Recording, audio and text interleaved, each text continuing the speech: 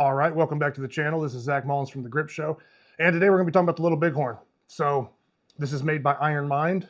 So this is a handle to train grip. There's obviously other things you could train, but primarily grip. So really what the Little Bighorn was designed as was to simulate anvil horn. So lifting an anvil by the horn. And I'm going to have examples of all the different competition style lifts, the actual feats of strength that this is meant to sort of mimic or train. And we're just going to kind of get into this handle in detail. So the Iron Mind Little Bighorn, basically an anvil trainer. Oftentimes when you're comparing it to an anvil, which you'll see in the pictures, this has very straight sides.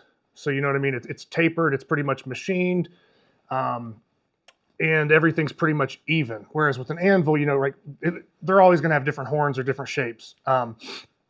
With this one here, very flat top, and then the bottom kind of has this, belly on it that kind of bows out. So that could change where you're gripping it. This is going to be, machined perfectly to a taper all the way around. So similar to an anvil, but most anvils are not going to have this precise of a horn where everything's equal all the way down. So if we get into this, different styles of lifts that can be done on this, generally this is just going to be something that is, hooked up to a loading pin with, similar to this, and then having the weight stacked below it and then lifting it up single hand. You could also do, one arm hangs if you're strong enough. You could do, pull-ups if you have two of them. So there's all kinds of things that you can do with a handle, but generally this is for a, basically a deadlift, single arm deadlift off the floor with a loading pin. In competition, there's two different ways that this handle is contested. It's either contested to lockout, which would be your standard kind of deadlift lockout. You're standing upright, you're pausing at the top, you're getting the down call, boom, good lift. The other way is with a knock bar, which is a bar that sticks out on the plates and will come up and hit a crossbar. So basically, it would look like this. You would have this knock bar in between plates, however much you're stacked up, taller loading pin. I'm using a short loading pin just for the demo. Makes it easier. And then this will come up to hit a bar that is measured at a 6-inch pull height. That way it ensures that everybody's moving this weight stack the same distance, and it's fair across the board. So what I'm primarily going to be focusing on is the pull to height for this episode. That's the way it's usually contested these days. So I'm just going to get into that and just say this handle has a big history being contested in King Kong for numerous years. All throughout grip sport, this has been a very popular handle. It's pretty much the world's most popular anvil style trainer, or like steel cone style grip. This thing has been in over 34 contests, and this is just the 6-inch pull height stats. This is not counting the lockout. So it's been contested way longer, many more years, hundreds, thousands of lifts, whatever. Just since it's been kind of utilized more for the 6-inch pull height, that has been 34 contests total, with over 1,200 athletes logging lifts on it in competition setting, and among those 1,200 plus athletes, over 2,000 total lifts recorded on this. So people are obviously maybe doing multiple lifts, or if they've competed on it numerous times, you're going to get different stuff. But within the database, there's been over 2,000 lifts done on this in competition setting, where everybody's gunning for a max lift, and that gives us some really good data of where it's at. So just to kind of break down what kind of numbers people are hitting on this thing, right? Tanner Merkel has the record at 265 pounds. Devin Lee Brown, second with 262. And Luke Raymond in third with 261. So I'm just going to hit the top three for now. The overall women's record for this is 179 by Sarah Chapello. So just want to give those people a shout out for their top lifts and, give them their credit. So this handle is highly contested, and just going to kind of get into the handle itself in detail a little bit. So I mentioned this, right? Just to kind of demo it, what I mean when I'm saying, the different styles, if it was a lockout lift in competition, right?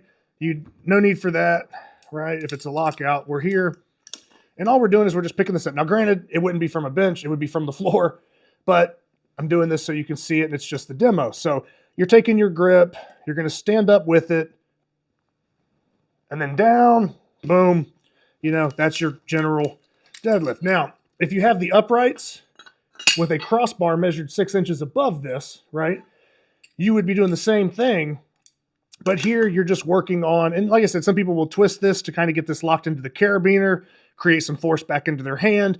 And that almost turns it into more of a really explosive ground break, more so than a hold or a strict pause deadlift. And that's fine, but that's how it's contested, right? That's a legal technique. So, and when I say legal, that's illegal, not illegal. That's a legal technique, right? Just double checking there to make sure that comes across clear. But yeah, so there would be a crossbar with uprights going across the top here, and I'll throw some videos with that. And the lifter will be pulling this up until this makes contact with that crossbar. There's no down call needed. It's just as long as this makes contact and you return the weight to the floor, you're good to go. Then you'd be lifting it up, making your contact. Boom, coming back down. Lifts good.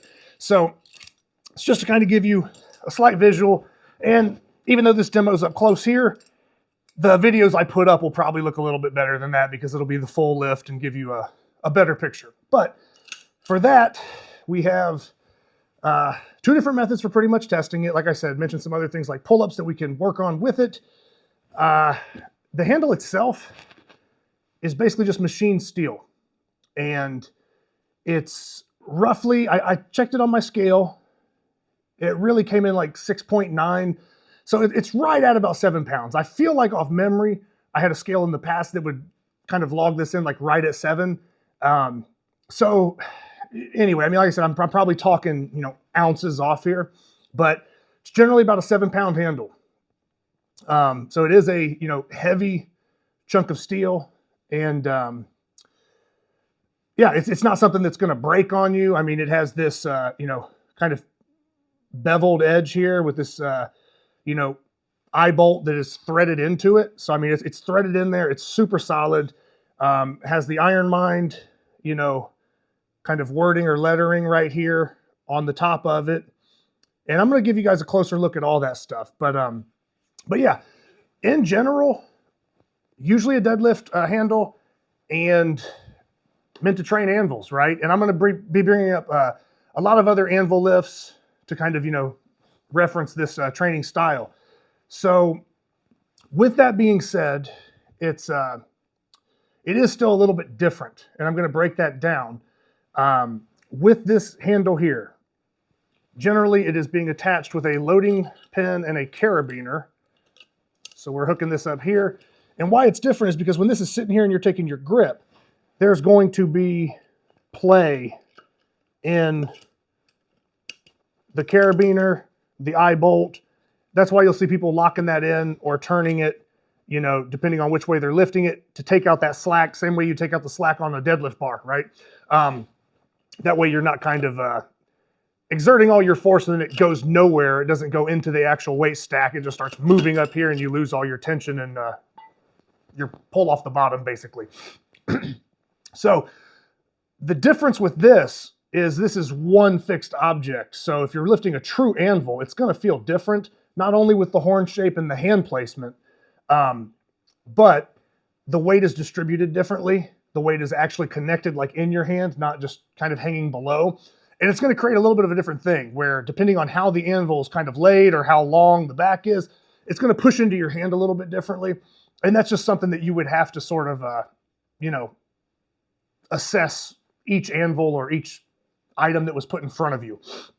So Little Bighorn is still a good handle to train anvil lifts or train that vertical style. But yeah, it is a little bit different than this. So you might have a little bit of a discrepancy in what you could lift on this handle versus the, style of anvil or the weight of an anvil that you could pick up. A lot of that's just going to be horn shape or the weight distribution of the anvil. But it's usually, I would say, pretty accurate to a certain point. But yeah, with the ground break and the spinning, that doesn't work as well on this because there's no kind of torquing it ahead of time. I mean, you can a little bit, but it's different than locking it into this carabiner. The anvil doesn't quite push back into your hand the same way. It could be similar, but yeah, you will typically get people lifting anvils, upwards of 200 pounds. And I mean, that's a super heavy anvil to be picking up by the horn, right? So yeah, you'll get people lifting anvils upwards of 200 pounds. I've lifted this anvil. It's a 177 pound anvil, but I've loaded it up to, I think the first week I got it, I loaded it up to 204 pounds and then pulled a lift on it. I think there's definitely some more in the tank. I would say I'm probably good for about 220 on this. My best competition lift to a 6-inch pole height for Little Bighorn is around 215, 216, I believe. I did have a real close, like 221 pound pull this year's King Kong, but close doesn't count, right? So yeah, 215, 216 is the best I've pulled in competition on this, and my overall anvil lifting, based on what I've, had access to, is generally pretty close. Alex Gia did have a very good anvil at the feet meet that was like 190 some pounds, and I don't think I was able to lift it. The horn was a little bit thicker and shaped different, so I wouldn't be lifting 220 pounds on that, whereas I could probably hit 220 on this, and that just goes back to the shape. With this being machined and basically just solid steel, it's going to be the exact same dimensions for every single person across the board, so it's a very reliable handle. You can't really cheat it. You can't, it's not like a rolling handle where you can tilt it and it goes against the frame a little bit and you get some friction. It's not any of those implements where you can kind of manipulate it. It is just a chunk of steel with an eye bolt on it, but serves a really good purpose for training and also in competition, but very consistent. It doesn't take any real maintenance or anything other than just, it's a friction lift. So getting the chalk right could fluctuate what you're going to lift on it 10 to 20 pounds. If you just re-chalk or wipe some chalk off if it gets too slippery. So that's always going to be a factor with this handle, and how much you lift on it is, the surface. How well is it seasoned? Is it rusted up? Is it completely slick? How much are you chalking your hands? What kind of chalk are you using? And those are things that you're going to have to kind of trial and error and just get through the repetitions when you're training or lifting on it, or as you compete and travel around. You'll get an idea of where you would be at on the handle. But yeah, I think these generally come in now. When I first got into the sport about 5 years ago, I think they came in, still was like, I think over 100 pounds, or sorry, 100 pounds, $100 for this handle. Maybe like 110-ish. I still see them, I think, listed for, anywhere from a little over $100 to maybe 120, 130. Not sure about the shipping, depending on where you're getting it.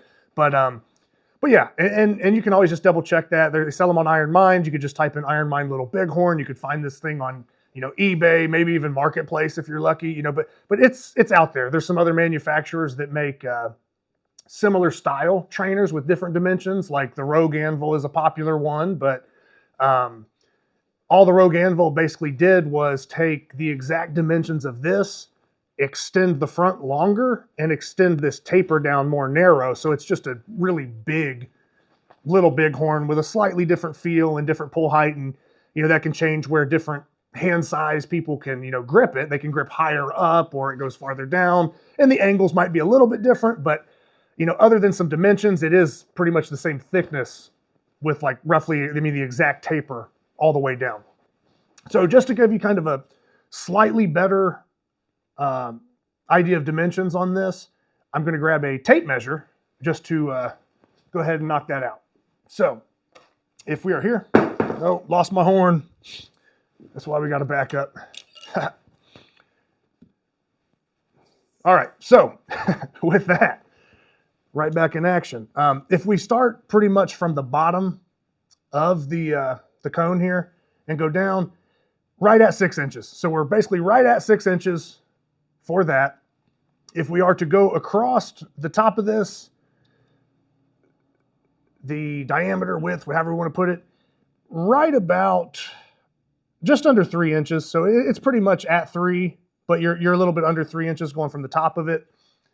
And then that taper all the way down, you're going to be running into just about 1.5 inches, maybe slightly under 1.5 inches on the top part. So you're basically going from about 3 inches here to basically 1.5 inches by the time you're down there. And that's just going to kind of give you an idea, what it looks like in the hand, or if you haven't seen one in person or trained with it. So yeah, about 7 pounds. Those are kind of the dimensions on it. I mentioned some of the weights that were lifted. And yeah, that's probably it for the Little Bighorn. But it is one of the most popular handles. It's a really cool handle to train with and use. And if you're interested in competing, definitely I think it would be worth your time to get one, just because, in my opinion, it's probably the most standardized and like used handle. There are some other anvil handles that have recently been created that have some different aspects to them. And, you know, I'm going to mention like the Stanowitz strength equipment, SSE anvil, or as they call it, the Stanvil. But Zach Stanowitz has been making those, and those were actually cast off a true anvil horn. So it would almost look like you're breaking the horn off of this anvil, and that's what would attach. And it has multiple ways that you could attach it, whether it be, you know, with the carabiner or actually hooking it up with a fixed pin setting, which would really simulate lifting an anvil more, where, you know, it's one solid implement. There's no play in the carabiner. It's not connected with a loose, you know, connection. So yeah, if anybody has any input on this handle, any questions about the handle, feel free to comment below. This is just to kind of put out some of the top lifts, show you guys how it's used, get a closer look at the details of it, and yeah, just kind of introduce you to the handle. And yeah, if you're thinking about buying one, you're on the fence, I would suggest to do it. And yeah, you know, add that to your training. So I really don't have anything else to mention in the video. Just stay tuned for more, you know, things where I'm, you know, covering competition style handles or grip training implements. I might be covering, you know, plates. I did a video on these Keller Foundry 100-pound plates right here. I'll probably do an anvil video in the future. So I'm just breaking down, you know, a closer look at some of the stuff that I train with, some of these things that are used in competitions, and providing this information so that if you're on the fence or you're curious, or if this is the first time you've seen anything like this, you have a better understanding of what it is, and then you can move forward, you know, with your decision making for your training. So with that being said, I'll see you next time, and just comment below, and yeah, let me know what you think about the Little Bighorn or any other anvil style trainer. Thanks.